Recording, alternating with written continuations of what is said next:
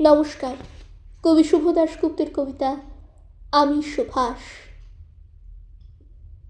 তোমার পাথরে দিয়েছি মালা, এত মালা এত ফুল, তুমি ঢাকা পড়ে গেছো।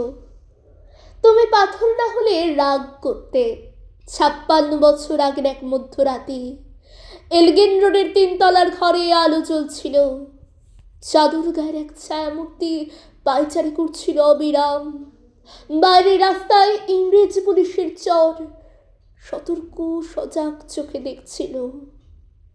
তার সব সতর্কতাকে বুদ্ধ বানিয়ে তুমি তখন অন্ধকার চিরে ছুটে চলেছ আলোর পথে।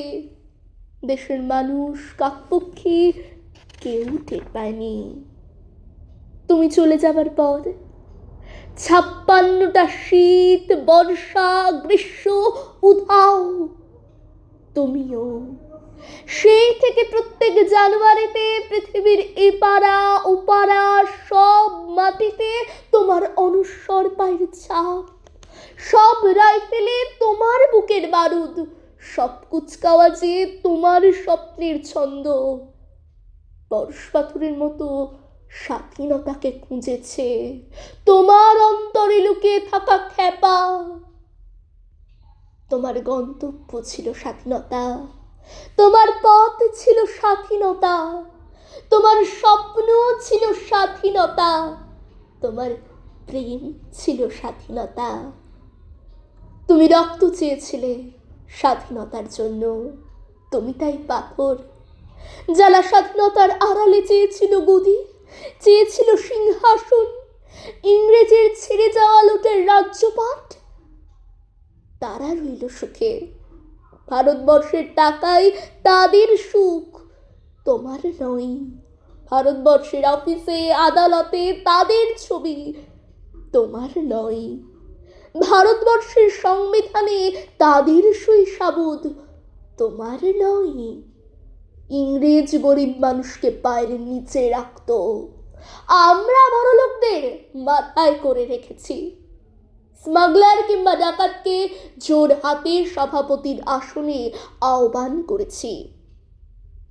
ইংরেজ এদেশের ধনসম্পত্তি লুট করত, আমরা দেশটাকে বেচে দিচ্ছি। ইংরেজ দিয়েছে চাবুক লাঠিগুলি, আমরা দিয়েছি মস্তান মাফিয়া নেতা আর বুলি। ইংরেজ দিয়েছে কালাপানি সেলুলার জেল, আমরা দিয়েছি টিভিতে সুপারহিট মোকাবিলা আর আইনসভায় আয়ারাম গয়রামের খেল। 56 বছর আগের এক মধ্যরাতে পরাধীন এদেশ ছেড়ে তুমি চলে গিয়েছিলে স্বাধীন এক স্বদেশে ফিরে আসার স্বপ্ন নিয়ে। তুমি ফিরে আসনি, স্বাধীনতা এসেছে।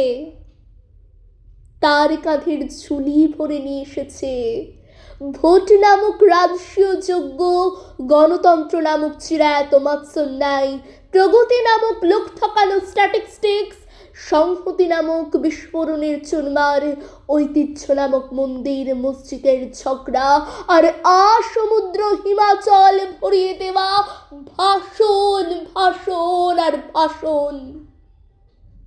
56 বছর ধরে তুমি পাথর হয়ে আছো। 56 বছর ধরে ভারতবর্ষ অধীর অপেক্ষায় কান পেতে আছে।